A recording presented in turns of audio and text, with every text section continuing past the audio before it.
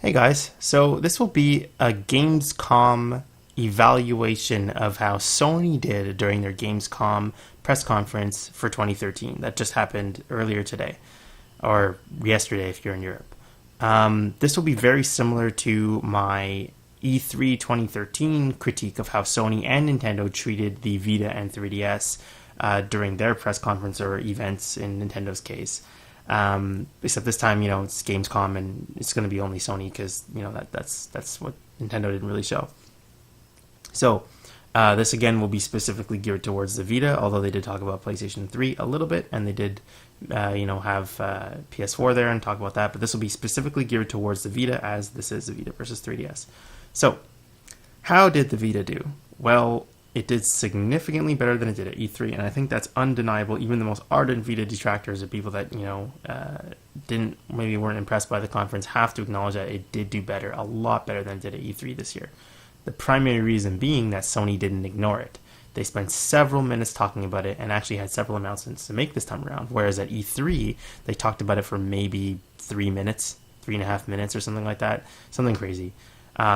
Anyway, so I have basically 4 points of announcements to talk about, and I order them in significance from most significant to least significant. So, the most significant Vita-related announcement at the press conference was the price cut, or price cuts, rather. One on the hardware and one on the memory cards. So, the hardware price cut is substantial and significant, coming down from $250 to $199. And although $50, it is significant, maybe some people wanted it to be more or whatever, we gotta remember that it not only hopped down $50, but it hopped down that huge, much larger psychological barrier. Because a lot of people have a psychological barrier on products that are over $200 or under $200. So $199 is a lot less expensive than $200, even though it's a dollar separated. So getting under that $199 hump is a big psychological hurdle that Vita needed to jump over, and it's something that I predicted in my 2012 year in review at the end of it that Sony would do with the Vita, but I predicted they would do it in the first half of the year, and in my opinion they should have, but that's fine. I just was off by 3 months. Anyway, so they did that, but the memory card price cut maybe was a little disappointing, with the 4 gigabyte going from $19 to $14, so like a paltry $5 you're going to save, with the 32 gigabytes and larger sizes going down substantially more, but I think 32 gig went down from $100 to $80, so it's not huge, it's not like amazing, like a big large amazing price cut there, but it's a step in the right direction, and I would have rather seen it $50 instead of $80, which a 32 gigabyte is, but, you win some, you lose some. Anyway, having price cuts is better than not having price cuts. So, the second most substantial announcement they had, and I know a lot of people are going to want to initially disagree with this right away, but, hear me out, is Minecraft. Now, I'm not a huge fan of this series. In fact, I've never played it. I just watched some videos, and I still don't understand the appeal of it. But, my day job, I'm a tutor. I tutor kids, and every one of my kids is always talking about Minecraft. And when they're not talking about Minecraft, they're playing Minecraft. And they're not playing Minecraft, they're watching YouTube videos about Minecraft. And it is undeniably one of the biggest games of this generation. I think it sold 6 million copies on Xbox 360 alone, and that's after it had been out for years on PC.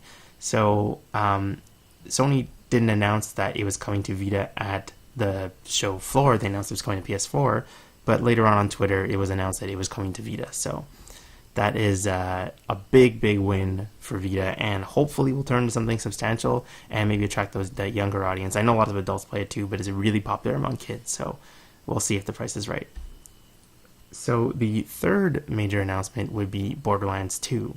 Now, I was really excited when I heard this announcement, primarily because, Vita has twin sticks, and that's one of the reasons why I bought it. One of the reasons why I got excited about twin sticks is not just controlling a camera, of course, it's playing first-person shooters with twin sticks. But unfortunately, right now we are in August 2013, nearly 2 full years after Vita launches, and we only have 2 Vita first-person shooters that were made for the system, and that's such a travesty. There's been no PS2 ports or no GameCube ports or something like maybe Time Splitters or Black or some cool shooters that we used to have back in the day, but no, nothing. So having Borderlands being ported to Vita is pretty huge, and that's going to be a really, really fun game to play on Vita. I definitely would have preferred an original title. Like, of course, many of you maybe would have preferred an original title too. But the Borderlands 2 is a wildly successful game, and a lot of us haven't played it. Like, I haven't played Borderlands 2 yet, so I'm really looking forward to playing it on Vita. And the fourth major announcement, or the fourth will be many announcements here, are the massive slew of indie games that came out for Vita. So, just to list some of them, we've had Murasaki Baby, Helldivers, Rogue Galaxy, Gravity Crash, Ultra, Fez, Joe Danger 1 and 2, and many, many, many more. They were announced or shown on the show floor. So, out of all these, Murasaki Baby, as, weird and strange as it seemed, it looked really, really cool, and it's a Vita exclusive title. Helldivers looked awesome, as I think that's crossplay with PS4 and PS3. So that game just looked great and looks like a lot of fun. So did Rogue Legacy and Gravity Crash, and Fez is great, as we know, and stuff like that. There's way more titles than I can even talk about. But yeah, a lot of people though, like I spent a lot of time in message boards and I was looking around. A lot of people claimed that, well, that's great and all, but indie games don't matter, or that even worse, that Sony is damaging the Vita's mind share by signing all these indie games. And I cannot stress enough, I almost made a rant video about this point. I am going to talk about it in detail, but I can't stress enough that this isn't hurting the Vita. Indie games do not come at the cost of AAA games. So, and people who, can't stand indie games and really hate indie games and don't understand why Sony's striving for them, I'm going to say these people are totally clueless as to where this industry is going. So, I'm just going to say it flat. The middle tier publisher is dead. And I'm sorry to say, but it is. The middle tier publisher is dead. And what I mean by middle tier is not like a Ubisoft or an Activision or a Square Enix or something like that. Those are the top tier publishers. But traditionally in the 90s and early 2000s, we would have middle tier publishers that weren't as big as Ubisoft or EA or BioWare or something like that, but they could still put out a game, sell a couple 100,000 units, and make a profit. But these developers are long gone because the game industry cannot support them anymore. It's either, like we'd have a November that comes out where 90% of the game sales came from Call of Duty or Assassin's Creed. And the middle tier publishers are sent out there, basically they send their games out to die. And there's no room for anything else. They're basically working with 10% of the games bought, and they're splitting it amongst all of them, and they can't turn out a profit. Games are very expensive to make, and that's why they're disappearing. And it's a fact. It's not something that's happening or something that we can prevent. They're gone. They're not there anymore. And big publishers, as we all know, especially in the West, do not support handheld consoles. They don't. They'd rather have their games on the big consoles. So, I think that in Vita's first year, with Call of Duty and Assassin's Creed, that was a test to see how it would do.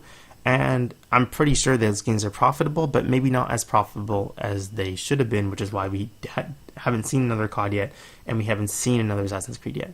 Maybe they will be in the future, but whatever. But far and wide, on 3DS and Vita, big publishers are not supporting the systems. So this hasn't really affected Japan, but it's very pertinent in the West. So at a Western event, like Gamescom, where big publishers don't support handhelds and middle tier publishers don't exist anymore, what do? Of course, you reach out to indie developers, because these people can find ways to reach the masses, and they don't have to invest hundreds of thousands or millions of dollars into their game and need a huge return to get it back, which they can't possibly get, because all kids want to play nowadays is Call of Duty and Assassin's Creed. So these people have much less risk because they can price their games lower. They don't have to box them. They don't have to advertise them because Sony will advertise it for them. There's not as much risk involved. So these people are embracing the PS Vita, and we are going to see them embrace the 3DS too. And this is just the way it's going. Soon we're just going to see a big dichotomy between huge AAA games, which, that will never disappear. Call of Duty will never disappear. It maybe get replaced by something else, but it won't disappear. Like, the big AAA title will only get bigger, and it will only get, more expansive, and it will only sell more. But that's what we're going to see. We're going to see a big dichotomy between huge games supported by big monstrous corporations and indie games. Nothing in between. So I think for Vita's future, there's still a lot to be said, and there's a lot that remains to be said. Like, for example, what are the big titles after Killzone and Tearaway? And that's what I walked into Gamescom expecting, and I didn't really get an answer to that right away. But I feel like, what we are going to see from Vita is, large AAA titles coming from Sony's internal studios, mostly, or third parties in Japan, because Vita sales have picked up in Japan, whereas Western support is largely going to come in the form of indies. And I think anybody expecting more than that, anybody expecting, Western support to be all AAA titles like the consoles or things like that, is just bound to be disappointed. And it's good going forward to know what you're getting into. I'm happy with Vita being largely a Western indie port machine, which it has become for the most part, with some AAA titles like Killzone Mercenary made by Sony and Tearaway made by Sony coming out. But I've seen a lot of people happy about what happened at Gamescom, but I've seen quite a lot of backlash, and I know these guys are a vocal minority, but many of them, want the Vita to succeed the way that they traditionally view consoles succeeding. And you have to change that line of thinking if you're going to continue to support the Vita, because Vita is not a traditional console, and times are changing, and the middle tier publisher is dead, and indie games are going to become even more important, which is why we see Sony pushing even harder than they are with Vita on PS4 for indies, and why Xbox completely changed all their policies with regards to indies, and why Nintendo has done the exact same thing, because they see it. They know indie games are the future. So anyway, back to Gamescom. Do I view it as a success for the Vita? Yep. It was a pretty big success. A price cut, $50 is really important. Memory card price cut is awesome.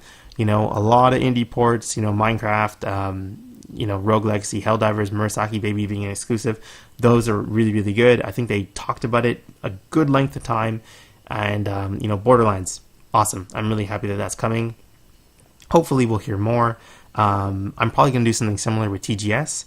Though I may not, I'm going to stay away from the predictions, of course, because I'm not very good at those after my few that I got right with my 2012 prediction, but my 2012 year in review predictions. But anyway, overall, I think Gamescom was a success for Sony and the Vita. But of course, I can't account for everybody. So what do you guys think? Do you think that it was a success? Do you think $50 was enough of a price cut? What do you think about the memory card price cut? Are you upset that they didn't announce more exclusives? Are you happy with it? Or, do you feel that, they should have maybe stayed away from indies or talked about the Vita more? What do you guys think? So let me know in the comment section below, and I look forward to hearing it. I'll talk to you guys later. Bye.